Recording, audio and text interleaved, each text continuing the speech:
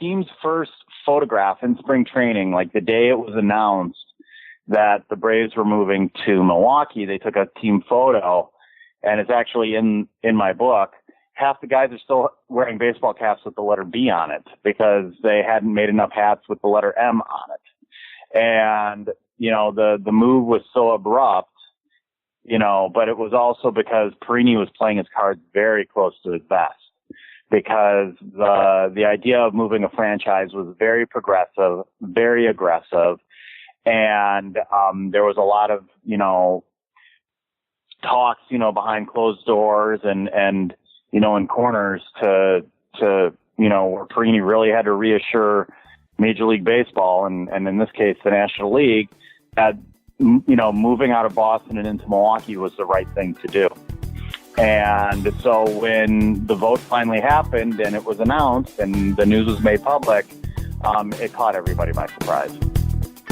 Welcome to Good Seats Still Available, a curious little podcast devoted to exploring what used to be in professional sports. Here's your host, Tim Hanlon.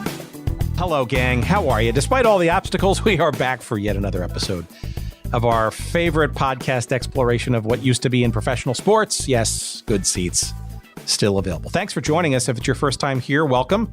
I appreciate you finding us in the vast array of podcast choices to download and listen to.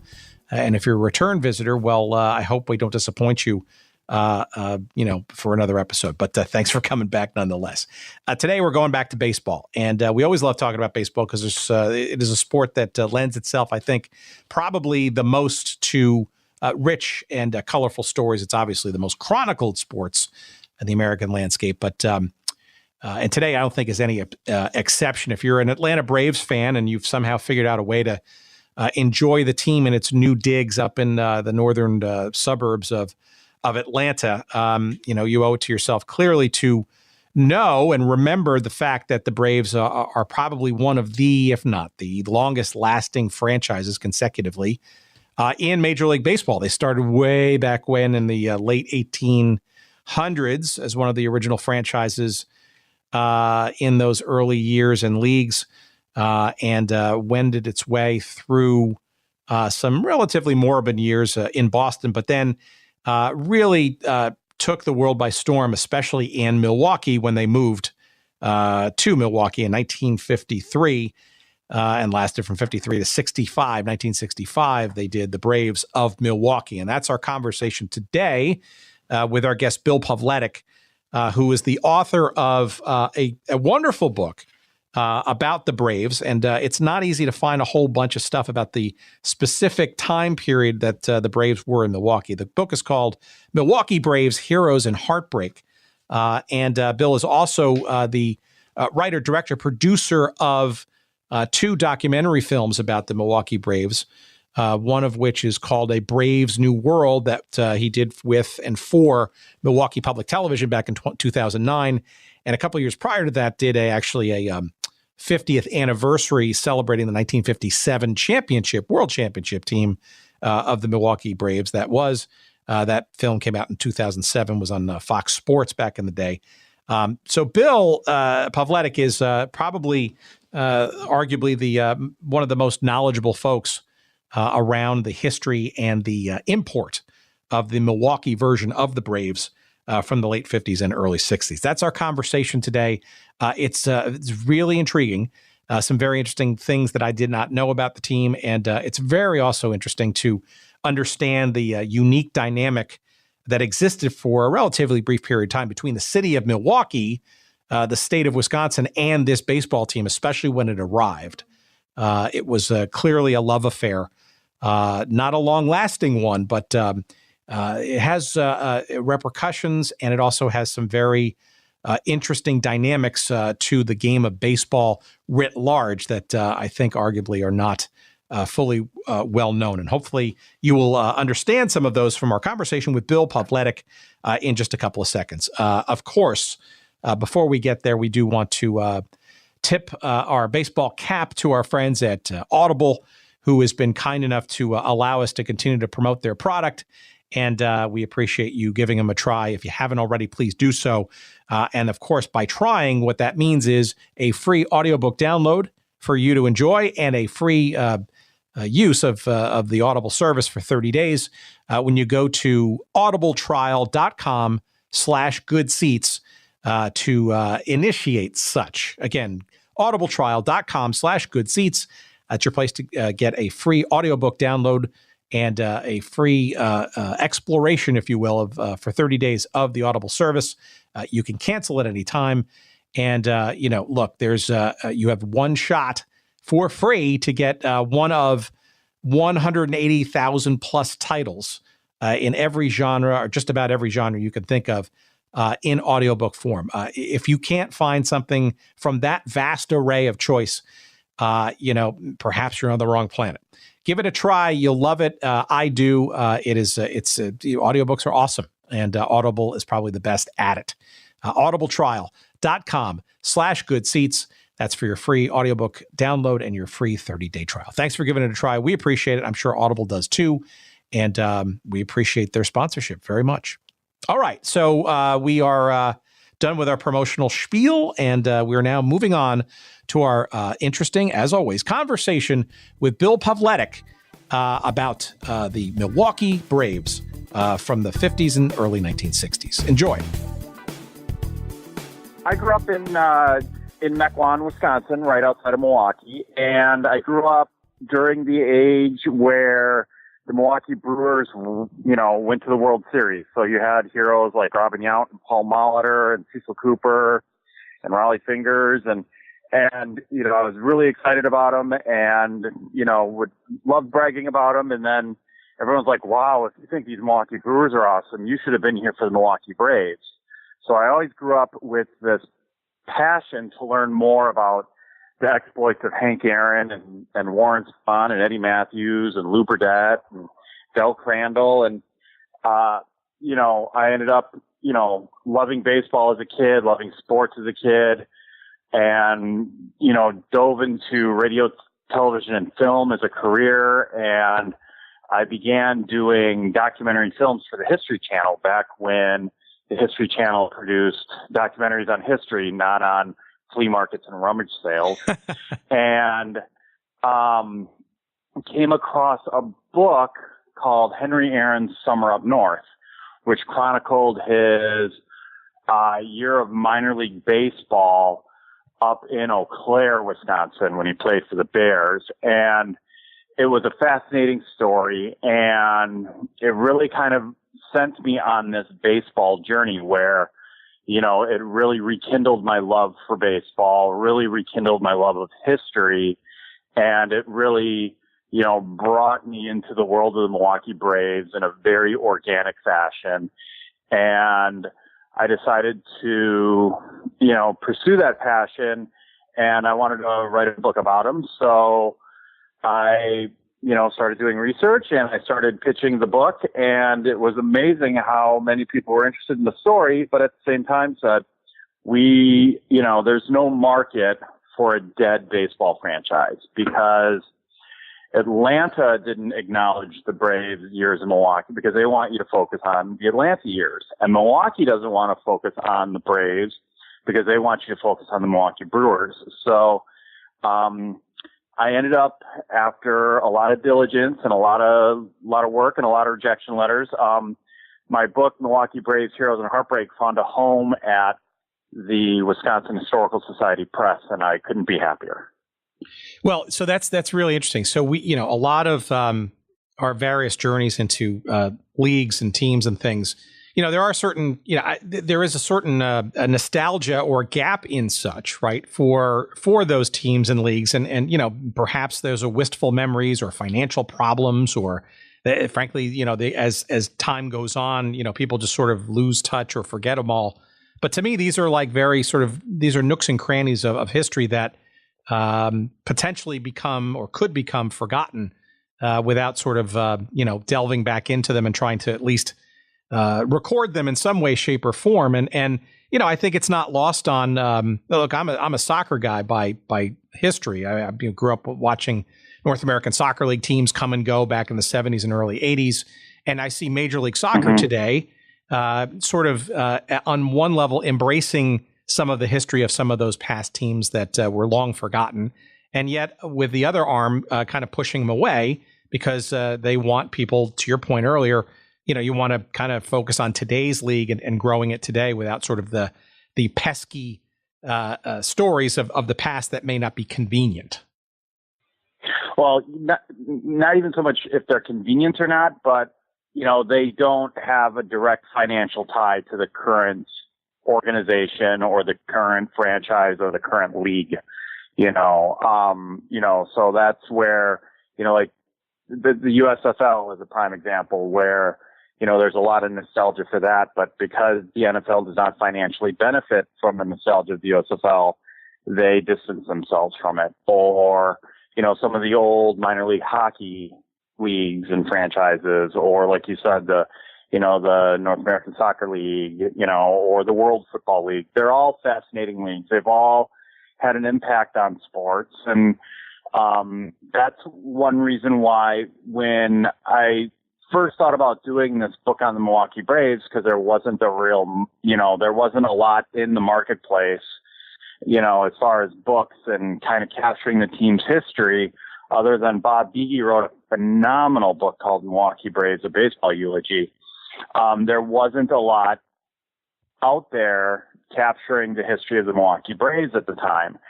And so I was like, well, this is perfect. I'm going to get to tell all these great stories about, everyone's favorite ball players, on the field, and how they won the 57 World Series, and how when they arrived in Milwaukee, they were beloved. They were treated like rock stars.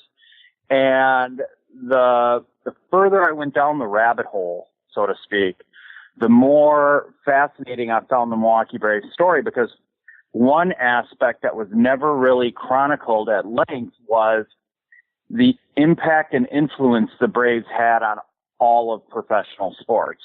Because when they relocated in the spring of 1953, it was the first major professional sports franchise it was the first professional baseball franchise to relocate in 50 years. And so the Braves moved from Boston to Milwaukee. They have a phenomenal first year in 53. They break all these attendance records, and it forced Major League Baseball to re-examine its business model, because up until that point, most of the major cities on the Eastern Seaboard shared two teams. Philadelphia had the Phillies and the Athletics. Before the Braves moved, Boston shared the Red Sox with the Braves. New York had three teams with the Dodgers, Giants, and Yankees. Even St. Louis had two teams with the Browns and the Cardinals.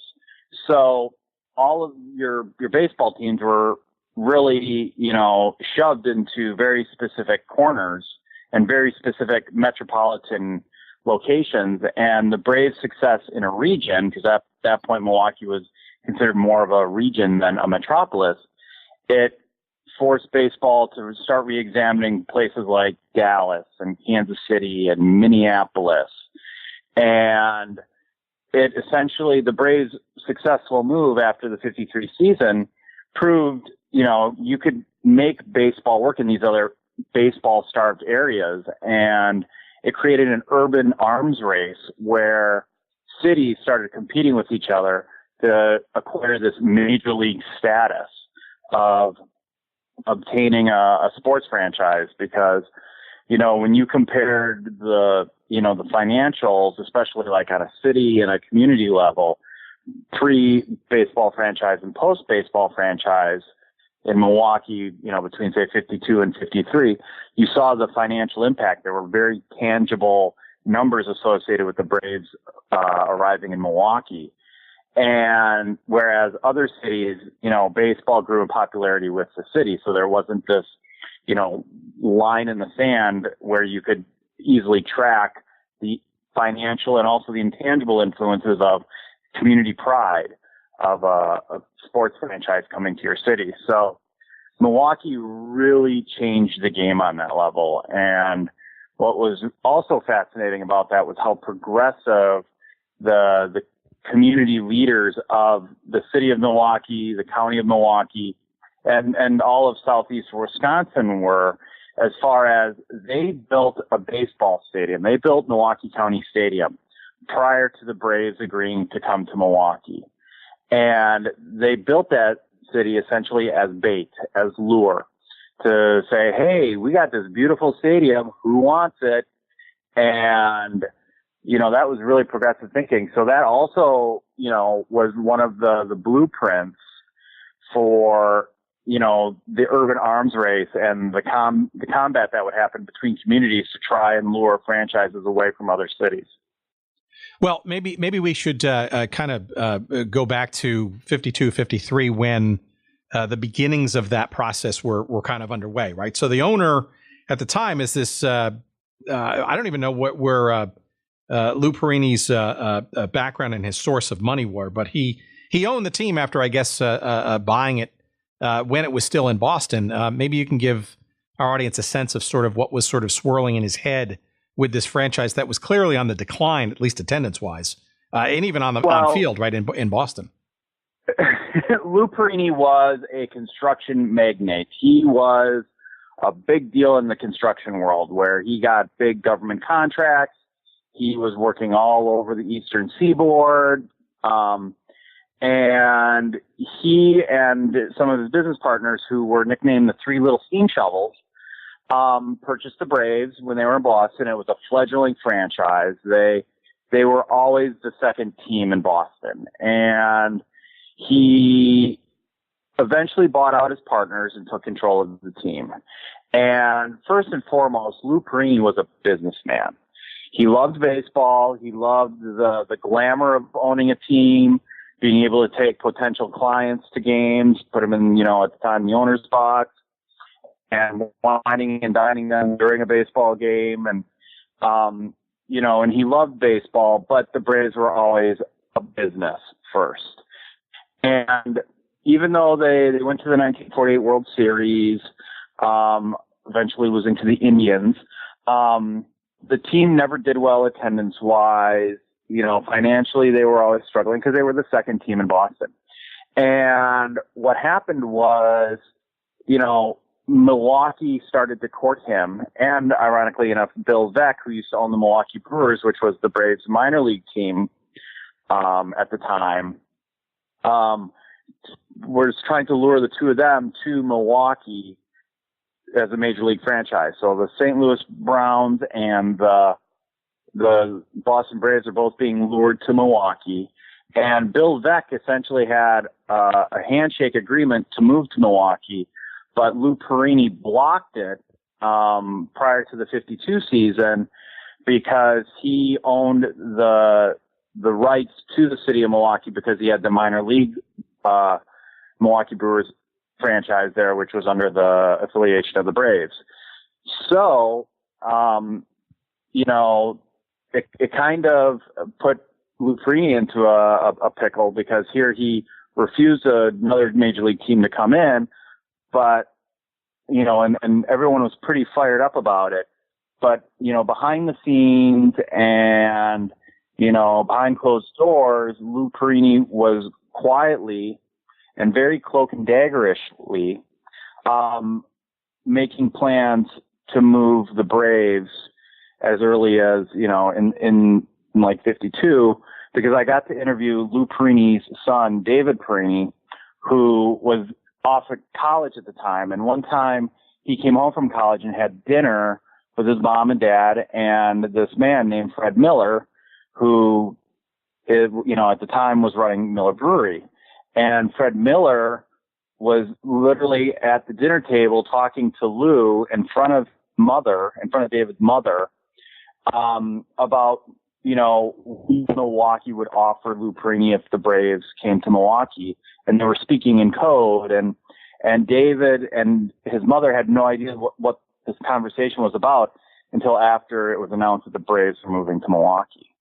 But Fred Miller was a very instrumental part of the group that lured Lou Perini to Milwaukee, because Fred Miller, more than anybody, was ahead of his time as far as realizing the power and influence of marketing and, associating your brand with products and And first and foremost, so how important it was to have a major league sports team associated with your community. And, Lou Perini, announced the Braves move to Milwaukee during spring training of '53, and literally overnight they moved from Boston to Milwaukee, and the rest is history. Well, I want to get back to that in a second, the specific dynamic of those weeks during spring training. But before that, do I have this right that Perini was also being wooed by, or at least other cities were interested in the Braves, including Montreal, Denver, Toronto, Houston, and Dallas, and Milwaukee kind of somehow stood out, or maybe later in the game actually, got ahead of even those markets? Well, Milwaukee had a stadium that was plug and play. It was ready to move in. It was a major league caliber stadium. The other cities weren't quite as up to speed. Also Fred Miller and his influence with, the Miller brand, was important. And also for Lou Perini to move to Milwaukee, there was a lot less paperwork because he already owned the rights to the city in the Major League Baseball ties, because he had his, top farm club station there. So Milwaukee was always his number one choice. Yeah, that's interesting because, maybe in hindsight, right? But you look at all those other markets I just mentioned, Milwaukee is clearly the smallest of all of them. But, if you go back to, say April 1st, 1953, before the move actually happened, all those other cities, it was all untested ground. It was all, it was a frontier. It was the Wild West as far as league expansion, because it hadn't happened in 50 years. So, those communities might have been bigger, but, Milwaukee being the underdog definitely,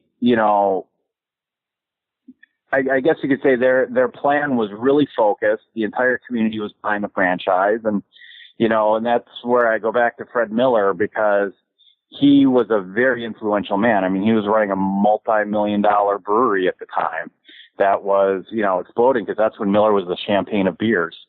And, from everything, all the documentation, all the interviews, even when you look at old photos, it's like when the Braves had their welcome parade in Milwaukee, before the first game in '53, Fred Miller is everywhere. It's like he's a member of the team. He's, he's in the car with Lou Perini. It's like he's the guy. Interesting. So, it's almost it's almost like he's sort of the hidden actor here in all this move. Yes, he is the X factor. All right, so but the move to Milwaukee wasn't, especially in those weeks during spring training, wasn't necessarily smooth. I think first of all, the fact that that Perini accepted this offer apparently during spring training leading up to the 1953 season, that just seems outlandish on its face, because who moves a team a few weeks before the season starts? And, you can kind of tell the chaos, because most people didn't find out until, it hit the papers. It's kind of like today, when people don't find out, people find out, the facts or news, because it hits the internet, not because they get a phone call. And, the team's first photograph in spring training, the day it was announced that the Braves were moving to Milwaukee, they took a team photo, and it's actually in my book. Half the guys are still wearing baseball caps with the letter B on it, because they hadn't made enough hats with the letter M on it. And, the move was so abrupt, but it was also because Perini was playing his cards very close to his vest, because the idea of moving a franchise was very progressive, very aggressive. And, there was a lot of, talks, behind closed doors and, in corners to, where Perini really had to reassure Major League Baseball and in this case, the National League, that, moving out of Boston and into Milwaukee was the right thing to do. And so when the vote finally happened and it was announced and the news was made public, it caught everybody by surprise. Well, it's interesting because I dug a little deeper here.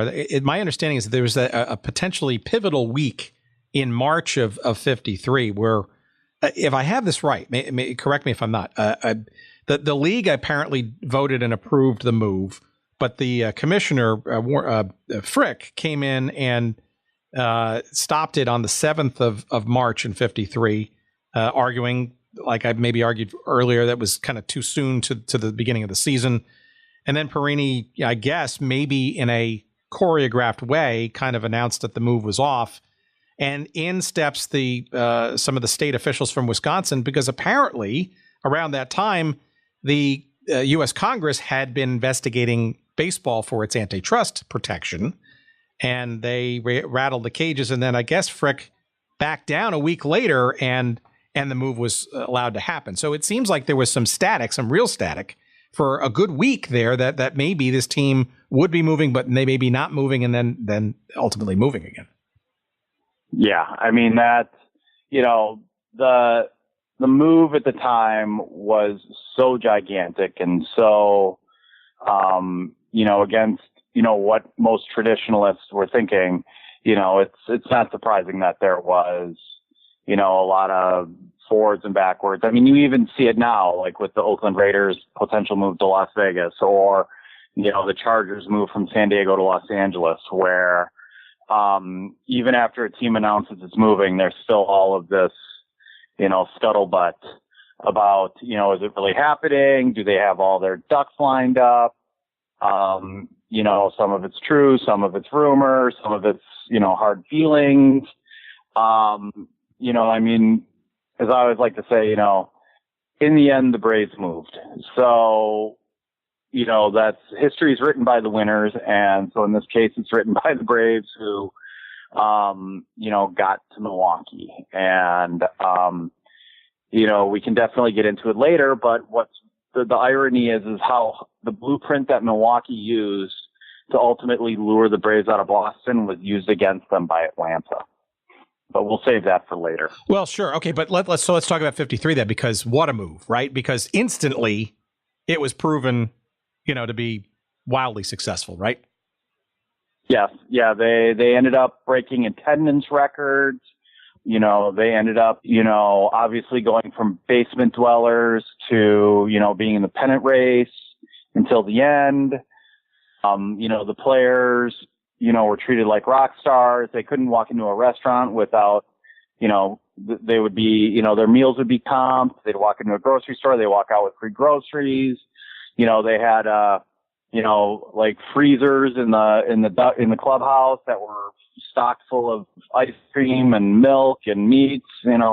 All the local vendors, wanted to be associated with the Milwaukee Braves and this winning organization. And, and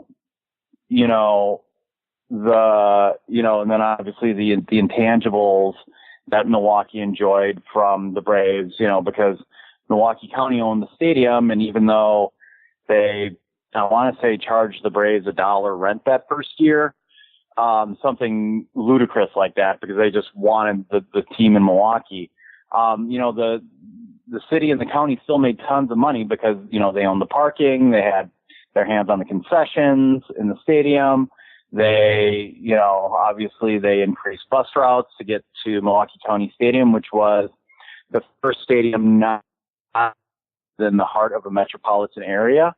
Milwaukee County Stadium, which is now where Miller Park is located, is out in the Maumee Valley, probably about 10 miles west of downtown Milwaukee. And there was tons of parking. It was the first stadium built with a parking lot in mind, because in the 50s, this is when, post World War II, everyone's moving into the suburbs and everyone's starting to drive cars. And, that was one of Walter O'Malley's big gripes with his reasons for leaving Brooklyn, was that the city wouldn't give him a parking lot. And Ebbets Field only held like 500 parking spots.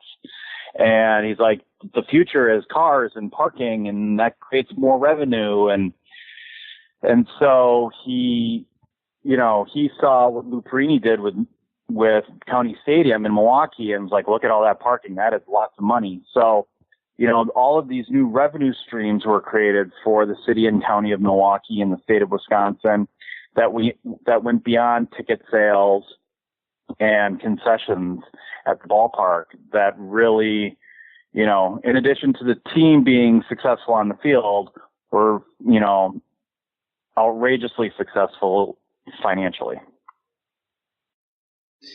Yeah. So what's also pretty interesting to me is that, the Braves in Boston, their last season, had a winning percentage of like .418. They were like 64 and 89. And in their first year in Milwaukee, they had a very significant and substantial winning record of, I think it was 92 and 62. I guess a move is maybe good for the soul, but this seems a little ridiculous. I mean, how do you go from relatively bland and moribund to, clearly not winning the pennant at that point, but that's a pretty dramatic turnaround on the field that first year. Well, yeah, I mean, a lot of it probably is, like I've mentioned, the intangibles, the fact that these players were beloved, and, they probably went out and tried a little harder, and, they were very visible in the community and,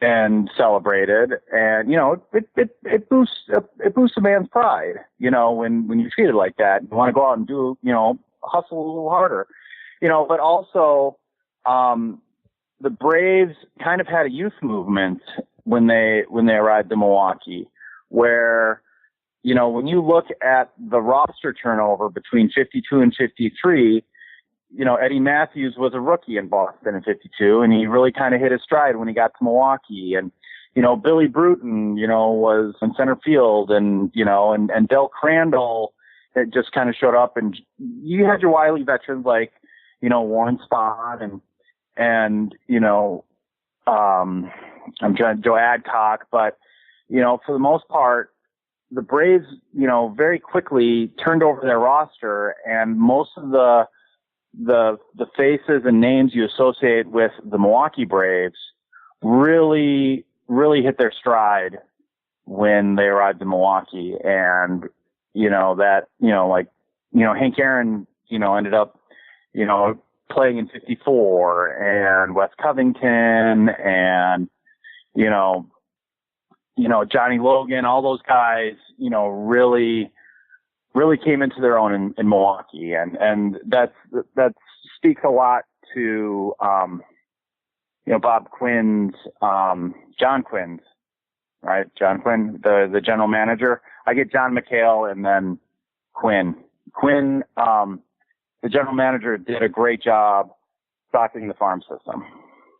Yeah, and clearly that started to pay off in the latter part of the 50s, right? Because 56 they ended one game behind the Dodgers. 57 they won it all. 58 they were in the World Series and lost to the Yankees. So maybe you can kind of regale in some of that, because clearly not only was the city and the region in love with the team because they had a team, but they also had a championship team and one that was competing for championships relatively quickly. Yeah. In 53 and 54 and even 55, they were competitive. They were in the pennant race. If you kind of look back in the history books, that's when the Brooklyn Dodgers and New York Yankees seem to be in the World Series every year. And so the Braves were close, and were close enough, to give a guy hope, or, a fan hope. And, but they always would fall short.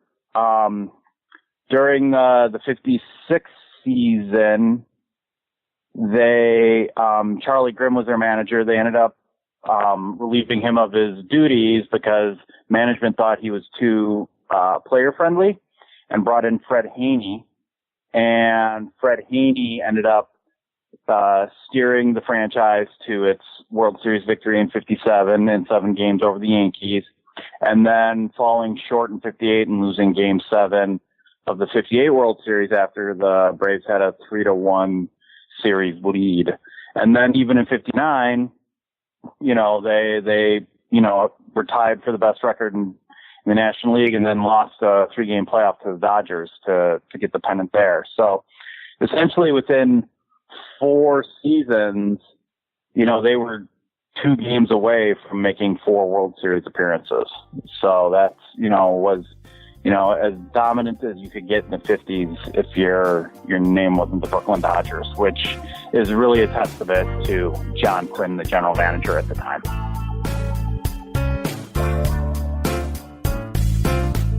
Okay, friends, sorry for the interruption. Just wanted to quickly remind you that today's episode of Good Seats Still Available is brought to you by our friends at Audible, the premier provider of digital audiobooks with over 180,000 titles to choose from in just about every genre you could think of. Audible titles play on iPhone, Kindle, Android, and more than 500 devices and MP3 players for listening anytime, anywhere. And for a limited time, my audience can listen to a free download of any book that they choose, as well as get a 30-day free trial when you go to audibletrial.com/goodseats. That's audibletrial.com/goodseats. And you can choose from over 180,000 titles, as we said, including one that I'm listening to right now. It's called The 10-Gallon War by John Eisenberg. That's the story of the NFL's Cowboys, the AFL's Texans, and the feud for Dallas's pro football future. Another one on my list, which I have yet to download but is on my queue, that could be interesting to our audience here, is called The National Forgotten League by Dan Daly, entertaining stories and observations from pro football's first 50 years. Those are just 2 of the many thousands of titles to choose from, and not just in sports history, but you name the genre that you might want to listen to, and Audible's got it. By the way, two guests perhaps that we'll have on the show, hopefully sometime soon. But again, go to audibletrial.com/goodseats for your free 30-day trial, as well as your free audiobook download to try it out for yourself. Again, that's audibletrial.com/goodseats. And now, back to our conversation.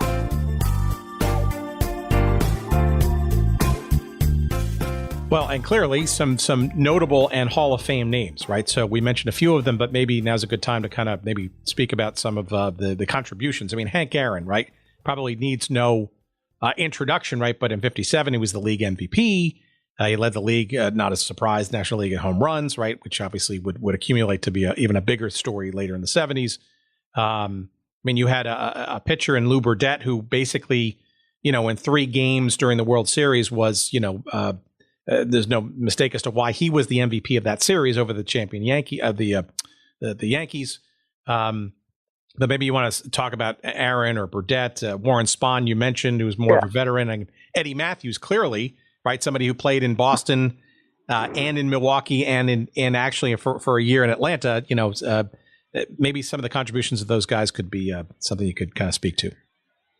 Yeah, I mean, what was really cool was, during that era, before free agency, a player was on the team as long as the team wanted him, so to speak. So, your power 3 pitcher wise of Warren Spahn, who was the most dominant lefty in baseball at the time. And you had Lou Burdette, who was the perfect complement to Warren Spahn as a right-hander.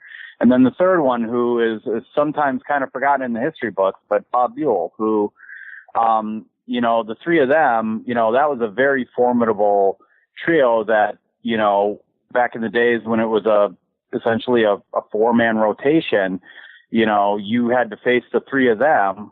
You weren't going to get out of Milwaukee without really getting beat up, because the 3 of them, for that stretch in the 50s, was the most dominant trio on the mound. And then, the lineup of, Joe Adcock at first base, and then you had Eddie Matthews at third and Hank Aaron. It's like that 1-2-3 punch in the middle of your lineup. I mean, how do you survive that on a daily basis? And then, you had, Del Crandall behind the plate, who was a gold glove catcher and also pretty formidable with the bat. You had Johnny Logan, who, in a lot of ways was the sassy soul of the franchise, kind of gave it its swagger. And then, Billy Bruton in center field, who, he was, he was the speedster. He was the perfect leadoff man. And then, when the Braves went on their World Series run, they always kind of had this hole at second base, and they traded for Red Schoendienst. He's most renowned for being the St. Louis Cardinals Hall of Fame infielder and manager. And he joined the Braves during that stretch run, and, he was phenomenal. I mean, he really brought some leadership and some experience to that team and really helped put them over the edge. And then, regardless of how talented a roster is, you always find that these teams kind of get a little magic along the way. And the 57 season was Bob Hurricane Hazel. And he kind of was brought up and, because of some injuries, and he just lit up the National League. In the summer of 57, he had, some outrageous batting average, and he was getting clutch hits, and, he, in some ways helped carry the team on his back to the World Series. And then he came back in 58, was barely hitting the Mendoza line around 200. And, within a couple of years, he was out of baseball. But he was definitely that magical catalyst that season that, was one of those, kind of lost and forgotten, contributors who, really, really made a difference. And, you also had, the other unique personalities like Gene Conley, who is the only player to win a World Series ring and an NBA championship because he would spend his summers with the Braves and his winters with the Boston Celtics. And then Ernie Johnson, who was the reliever for that 57 club, became, the famous sportscaster for the Atlanta Braves. And now his son does a great job with all the TBS games. And I'm just trying to think, there's so many unique personalities and, contributors to that, especially that 57 World Series team. I mean, we could babble for hours about, a lot of their unique, contributions and, the really fun chemistry that they had in that clubhouse. Yeah, that's interesting, right? Because I think most people would sort of look at Eddie Matthews and Warren Spahn and Hank Aaron, right? All Hall of Famers and substantially so, as kind of like, the standouts and as people look back on that, right? But you're clearly referencing that there was clearly other secret sauce afoot there, if you will, with other teams and players with other players clearly that, were more the glue and or the sort of standout personalities that, make up a team, right? You can't just win a baseball game and have a great season by, one's individual efforts alone, right? You need a team effort consistently, over 162 or whatever the number of games that year were. And I think those are the things that are probably most forgotten or fall through the cracks. And that's, I think, what especially your book certainly celebrates a whole bunch of. Yeah, I mean, before, a closer was fashionable, back then pitchers would, wanted to pitch 9 innings, a complete game. The Braves had Don McMahon, who was, ahead of his time because he was the guy that gave the ball to in the 9th inning to get a save before baseball recorded saves. And the Braves also had local boy Andy Pafko on their bench. And, he was kind of in the twilight of his career at the time. He was almost like a player coach, but he was one of those clubhouse guys that, kept spirits high and positive. And, whenever he was called upon, he contributed. And, just having all of those pieces, you can't speak enough to, how Fred Haney managed the lineup every day, and how John Quinn, stocked that roster, with lots of different superpowers, so to speak. So the love affair clearly is very strong, and then throughout most of the 50s, right? And now I guess I have to look back at old episodes of Happy Days and Laverne and Shirley, I guess, for some references, right? Because it's clear that period of time too.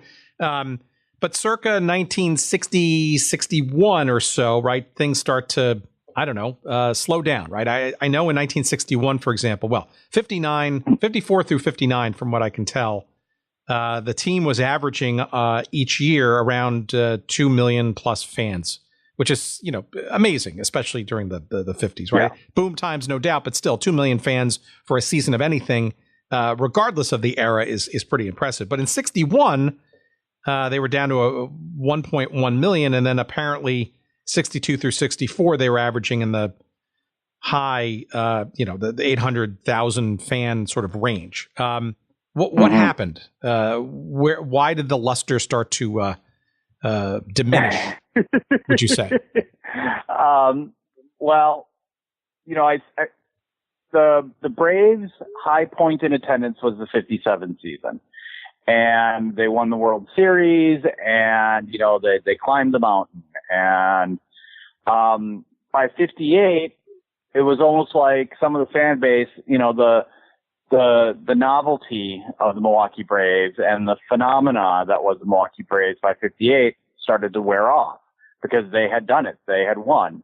And now instead of, everyone hoping they would win, they just expected them to win. And so attendance dipped a little bit, and it dipped again in 59. And in 60, they were in it, but they weren't in it till the end. And into the 60s, they had a winning record all 13 years they were in Milwaukee. But, in those later years, they really weren't in the pennant race. And, they weren't so terrible they were lovable losers, and they were no longer dominating. So they were just mediocre. And mediocre is the kiss of death when it comes to fan interest. And so you had the team, battling that. But one of the big factors that reared its ugly head in the early 60s was the whole time the Braves were, succeeding in Milwaukee in the 50s, the city and community leaders started to have buyer's remorse, where, they essentially rolled out the red carpet for the Braves and gave the Braves the key to the city for free, essentially. And now all of a sudden the Braves show up and they're, super successful. Obviously the franchise immediately, starts flying in the black after decades of being in the red in Boston. And those city and community officials started getting greedy, and they wanted their cut. They wanted to start charging the Braves, a lot of rent to stay at County Stadium. They wanted to tax the Braves. They no longer wanted to give the Braves breaks. And in the early 60s, about halfway through either the 60 or 61 season, County Stadium no longer allowed you to bring in carry-ins. Up until that point, people could bring their own beer into a stadium, which, you think today that is the most ludicrous thought in the world when, they're charging anywhere from $6 to $10 for a cup of beer. But back, during the heydays of the Braves' success in the 50s, a lot of people would buy two tickets, one ticket to sit in and another ticket to put their beer cooler. And they would just sit there with a 12-pack of beer and watch a baseball game, drinking their Schlitz or their Pabst or their Blatz. And, county and city officials wanted to crack down on that and wanted to start getting a cut of that. So they said, you can't bring your beer in anymore. You have to buy our beer. And obviously at the time, Milwaukee was, the center of the universe for beer manufacturing. And as you can imagine, the local residents really took offense to that. And the Braves lost a lot of fans at that point. And it just, the way it was handled, the carry-in ban happened halfway through the season, so it really felt like a cash grab. And the way it was rolled out was really fumbled, and it left a really bad taste in everybody's mouth, especially since the product on the field no longer matched, the success it had in previous years. And that's where you see the real dip in attendance. And, in a lot of ways, the Braves never recovered from that beer ban. Even, like a year or two later, they reinstituted that you could bring your own carry-ins, but at that point, nobody cared. The well had been poisoned, so to speak. That's really interesting, because I wonder too if that actually. So I wonder if that was a league thing where they that move kind of maybe became a league thing, right? It sounds like that's the kind of the beginnings of what are today known as pouring rights, right? Where there's an exclusive, soft drinks as well as beer, where there's an exclusivity to what can be poured, obviously, for financial gain, right? For the team in the stadium. Yeah. And, at the time, Milwaukee was the first city and County Stadium was the first stadium to kind of institute those rules. So, the idea that happened in, the center of the brewing universe, where, a big chunk of your fan base worked for the breweries, it couldn't have happened in a worse place. And the fact that Milwaukee was the franchise that crashed that glass ceiling, it was bad timing, bad place, bad time. Do you think our friend Fred Miller had something to do with it, maybe to the benefit of the Miller Brewing Company, or was that, am I just reading? No, Fred Miller died in 1954 in a plane accident. Him and his son were going on a hunting expedition, and he had died in 1954. And that will transition to the next phase of the Braves history, because rumor had it that Lou Perini promised to sell the franchise to Fred Miller when Lou Perini no longer wanted to own the Braves. And so when Fred Miller died in 1954, that changed that timeline. And as the Braves were struggling, Lou Perini decided to sell the team in the early 1960s, and Bill Bartholomew and his group out of Chicago, became the front runners and ultimately the buyers of the Braves. But, if you ask anyone, and you can definitely go back and, look at interviews and the history books, for all intents purposes, the Braves were Fred Miller's team to buy when Lou Perini decided to sell it. And his death completely changed the fortunes of the franchise. If Fred Miller lived, the Braves would likely still be in Milwaukee. That's really interesting. And it's also unfortunate, too, that given Miller's, early exuberance for the team and arguably driving force behind the scenes to get the team to Milwaukee, he was unable to really see the success in the later part of the decade. I didn't realize that he had passed in 1954. Yeah. I mean, it was a shock. And, you get, you talk to the players, you talk to, the people that were in the clubhouse or the front office, or even when I talked to David Perini, Lou Perini's son, it's like all indications were that, it was Fred Miller's team once Lou decided he no longer wanted to own the team. And, so that left Lou Perini looking for prospective buyers when he wanted to sell the team in the early 1960s. All right, well, let's segue into Bartholomew, who, by the way, is still with us. I think he's closing in on his 90th birthday soon. I don't, he'd be an interesting conversation. I don't know if he's, willing or able, frankly, to have a conversation about this. But based on your investigations, both for book and for film, maybe you can give us some sense of sort of how he came into the picture and sort of what was in his mind by taking over the team for Perini in 1, 2? Yeah. Here's something that's, fascinating is after I wrote the book, and the Wisconsin Historical Society Press, set up these opportunities for me to speak to groups, either like Lions clubs or Rotary clubs or, libraries or book signings at, like at a Barnes and Noble. I would often get up in front of a group and, I was born after the Braves moved. So I came at this project with a very pragmatic perspective. I love the Braves. I appreciated what they did for the city, but I also didn't bleed and sweat and cry and cheer with them every game along the way. The Braves were already history in Milwaukee by the time I was born.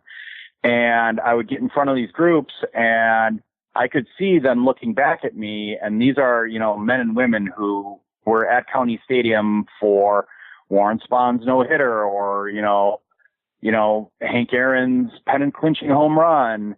And they would just look at me and be like, "Oh, are you here to introduce your dad?" Because you're too young to care about the Braves. And, my response would always be, if I was up here talking about Abraham Lincoln, nobody would discount what I do or don't know because I wasn't alive when Lincoln was alive. I ended up doing a lot of research and having a lot of conversations and personal memories and, moments in time where I personally witnessed history aren't playing into, my ability to tell the story. And Bill Bartholomew is a prime example of that because I had the pleasure of interviewing him for our PBS documentary, A Braves New World, that we did with Milwaukee Public Television. And he was very nice. He was very gracious. And first and foremost, like Lou Perini, he was a businessman. And even though he grew up on the north side of Chicago, he looked at the Braves as a financial investment. And as much as I believe in his heart, he wanted to keep the Braves in Milwaukee. At that point, he realized the Braves were damaged. They had an image problem, as far as, the city loved them, but there was a lot of infighting between the organization and the county board of supervisors at the time. And the city, had switched mayors at this point and was definitely moving away for being, very progressive. And they, also the financial limitations that Milwaukee presented with the onset of television, which in the 60s was exploding. Milwaukee was very limited.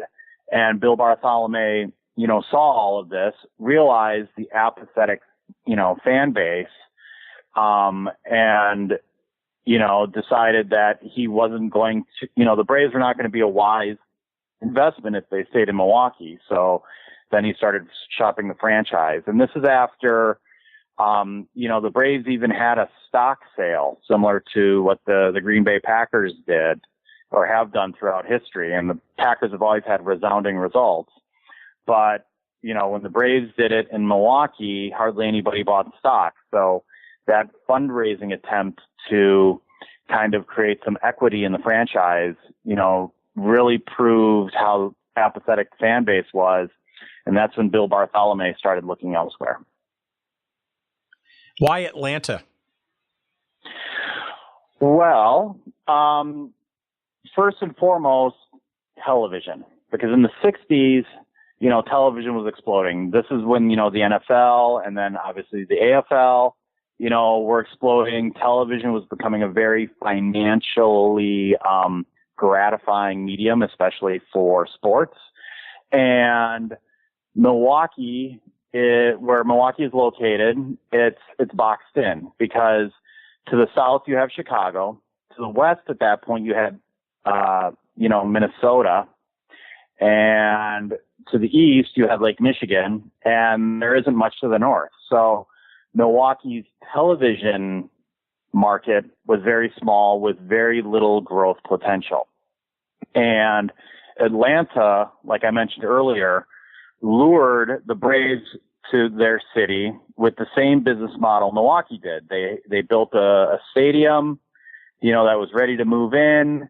And then they started courting baseball teams. And the Furman Bisher, who was a Atlanta Journal-Constitution sports writer, wrote a great book outlining, a blow-by-blow of how Atlanta lured the Braves from Milwaukee. And it almost plays out identical to what Milwaukee did to get the Braves out of Boston. And as far as television goes, Atlanta offered the Braves a television market, everything south of the Mason-Dixon line and, east of the Mississippi.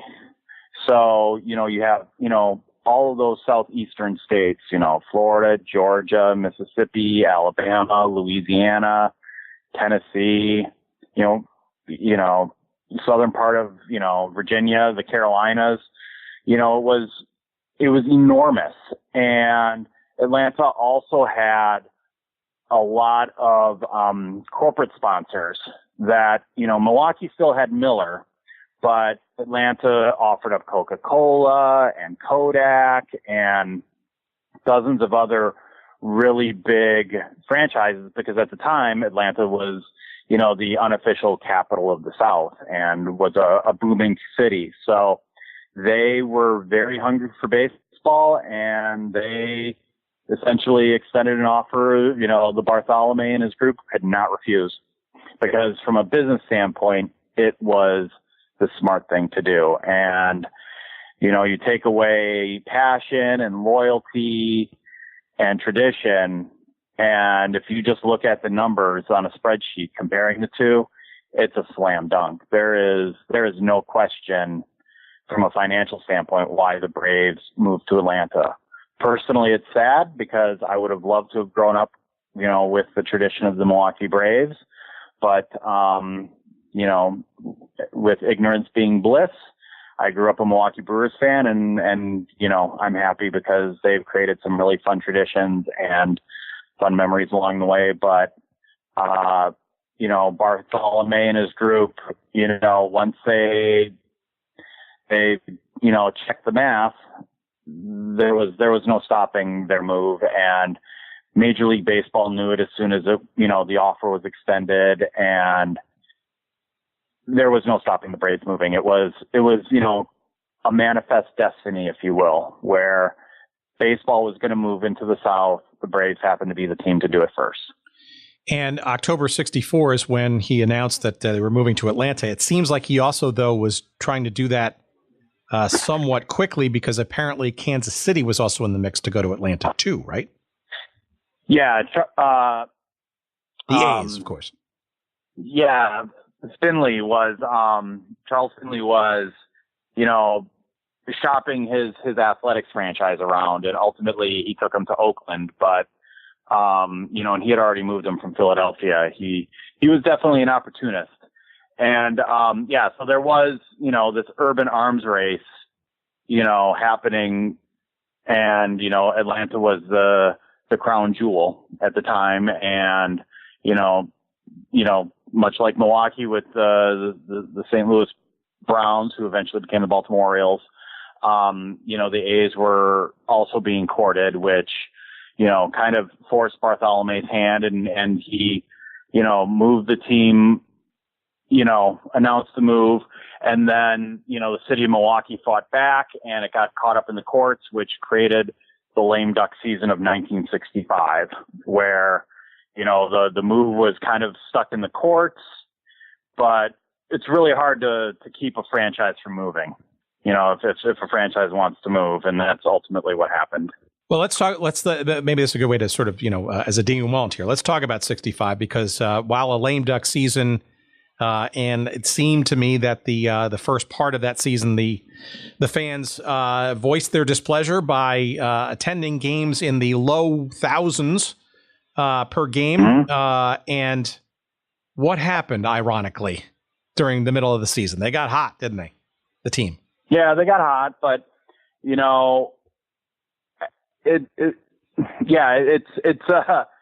got hot, and they were in the pennant race for a while, but like I mentioned, the well was really poisoned. And, my friends who, were teenagers during those years, remember that season and mentioned how it was really surreal. Because even if you went to County Stadium and here you are watching the hot hometown team, there was somewhat of a disconnect because you knew they were moving and you knew it was inevitable. And even though you held out hope that the courts might reverse it, then you had a team stuck in a city that didn't want to be there and an ownership group that, didn't want to be there. And that's why, they, I think, were just north of 500,000 fans, like 555,000 fans over the course of the season. And, from all accounts, it was a very surreal season because here you had this team that was in the pennant race until the end, but, nobody cared. And, the manager, Bobby Bragan, was not a popular manager as far as, he was definitely branded a company man and kind of an extended mouthpiece of Bartholomew and his group at the time. So, the local press didn't warm up to him. And yeah, it was at that point, it was such a toxic environment that, it was a sad lame duck season. Yeah, it's interesting. Very interesting. But it also seems, though, to me that the snit that the team and I guess before 65 was declared basically as a must-play season in lame duck fashion. It seemed that Major League Baseball did, and I don't know when, this is a good question, maybe you don't know the answer to this, did sort of take notice and along the way figure out that they had to come back to Milwaukee at some point, and ultimately the Brewers in 70 filled that gap. Yeah, one of the positives that came out of the Braves moving is Bud Selig, who, his story has been well documented, as he rose from a car salesman to commissioner of baseball. He created a corporation to essentially keep the Braves in Milwaukee. He tried to stir up local ownership to buy the team from Bartholomew, but Bartholomew had no interest in selling because, the big fat carrot dangling in Atlanta gave Bartholomew no incentive to sell the team in Milwaukee because there was so much potential in Atlanta. But the lemonade that came out of the lemons is that Bud Selig got involved in baseball, and that's where he started, shaking hands and meeting the power players in baseball. And after the Braves moved, he helped organize the Chicago White Sox came up to County Stadium, before the Brewers arrived in 70 for some exhibition games, for some regular season games over the course of some of those seasons in the late 60s. And then ultimately Bud Selig was the spearhead of the ownership group that purchased the Seattle Pilots, essentially during spring training of 1970. And that's, another, fun irony is that, the Milwaukee Brewers, literally overnight went from being the Seattle Pilots to the Milwaukee Brewers. And, the people who, were stitching uniforms were pulling off, the letters Pilots off the jerseys and stitching in Brewers and pulling off the S's off their hats and stitching M's and, and literally overnight Milwaukee got a baseball team again in spring training of 1970. But, a lot of that was because Bud Selig was so passionate about having baseball in Milwaukee, he went out and did something about it. That's a story that I want to go on another episode, whether that's Jim Bouton, if he is still able and willing to recount that story, or perhaps, some other folks in and around the sort of 1 year of the Seattle Pilots is obviously a fascinating story in its own right. Okay, so let's give a shout out, Bill, to the book and the two movies that you've done. You want to maybe just explain to the audience the names of them and perhaps where they can be found and or the context for them. Yeah, the book is The Milwaukee Braves, Heroes and Heartbreak, which is published by the Wisconsin Historical Society Press. It's still available in bookstores in southeastern Wisconsin, and if not, it's still in print. So it's, you can get it on Amazon or, going to the Wisconsin Historical Society Press website, which is wisconsinhistory.org.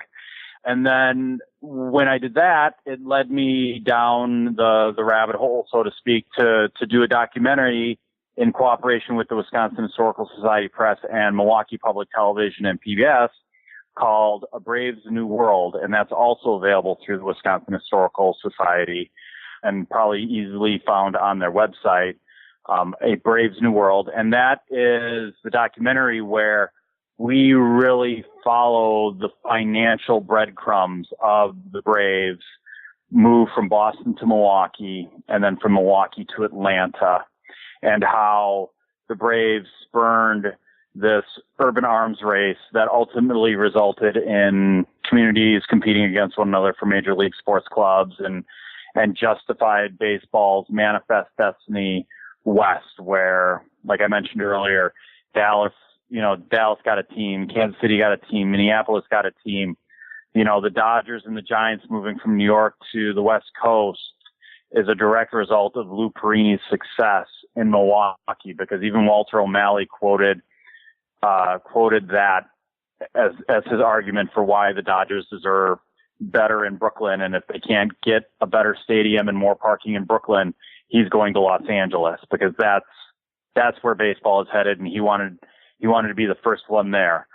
And so that documentary was a lot of fun. I got to, interview, Del Crandall, Felix Mantilla, and then also, some of the people behind the scenes, like Bill Bartholomew, and then, some really decorated Braves historians like Bob Beege. And that's, that was a lot of fun, because writing a book is a very solitary experience.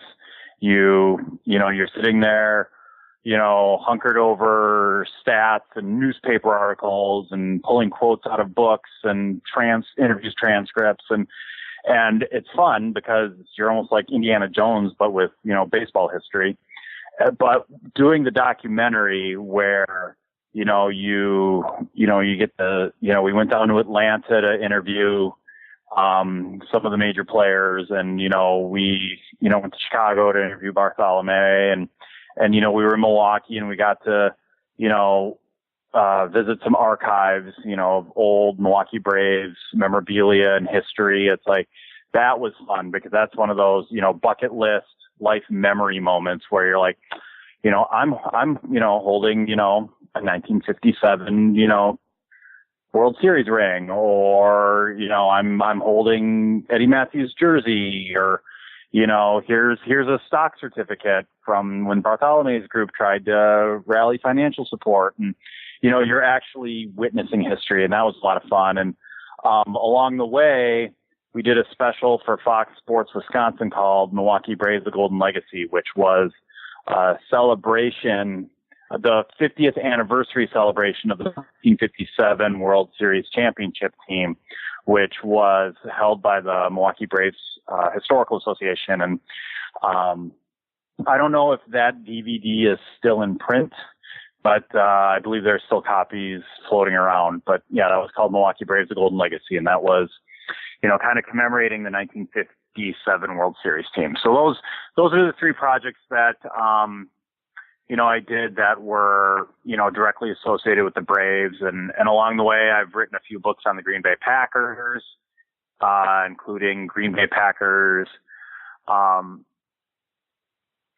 Triumphs, and Traditions, which celebrates, especially the financial impact of the team through the years and how they are a financial anomaly. And then the last book I wrote that has ties to Wisconsin is called Some Like It Cold, Surfing the Malibu of the Midwest. And that's about two brothers in Sheboygan, Wisconsin, which is about 30 miles north of Milwaukee, who had a dream of surfing the world. This is during the days of Frankie and Annette and Beach Blanket Bingo and the Beach Boys and Gidget. And they had dreams of surfing the world, but growing up in Sheboygan, they couldn't afford it. But they were so passionate about surfing, they brought the surfing world to Sheboygan, and now Sheboygan is one of the most cherished international surfing destinations, and on a lot of professional surfers and, even casual surfers' bucket lists of places to surf.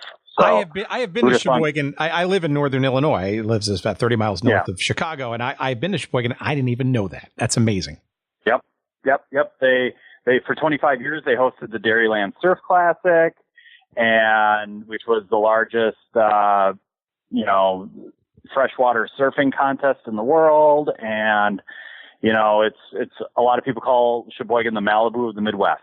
Yeah, it's a fascinating story, and that's one of those, kind of like the Braves, where I grew up hearing stories about these guys that surf Lake Michigan, and then, my curiosity finally bit me, and I called them up and said, "Are you guys for real?" And they said, "Yep," and we started talking, and then it turned out to be a very fun book.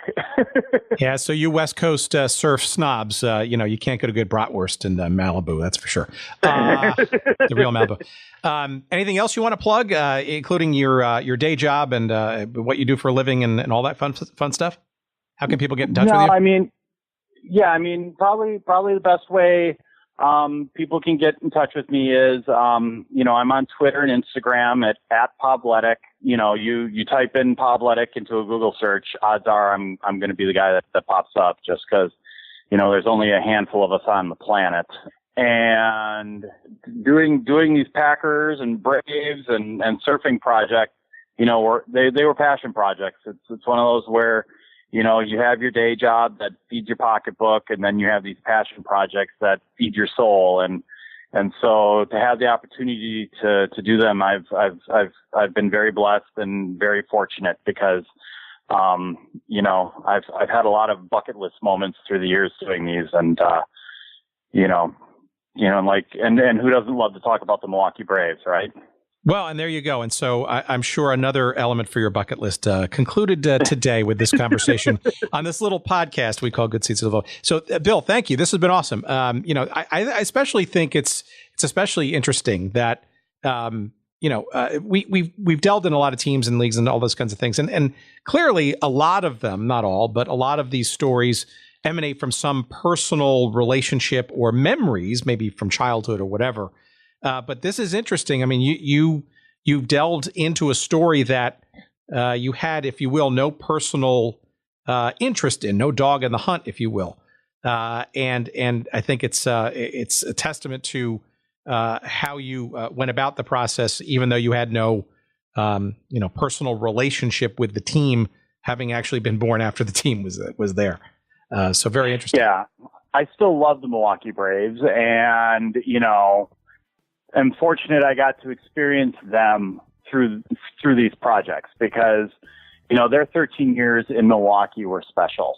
They never had a losing season, but more importantly, they ignited a community and they galvanized the community for a while. And, the likes of which have not been experienced since, with all these other franchises, Nowadays, franchises seem to be moving around almost as much as some of the players in free agency, so to experience that and, have some historical perspective, it was special.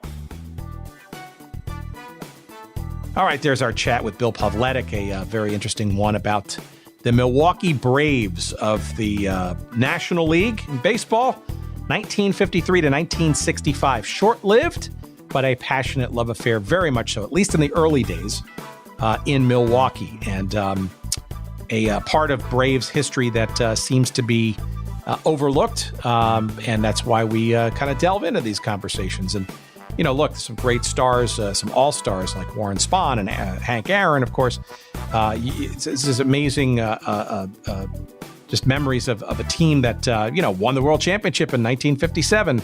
It was very competitive, was, gangbusters at the gate.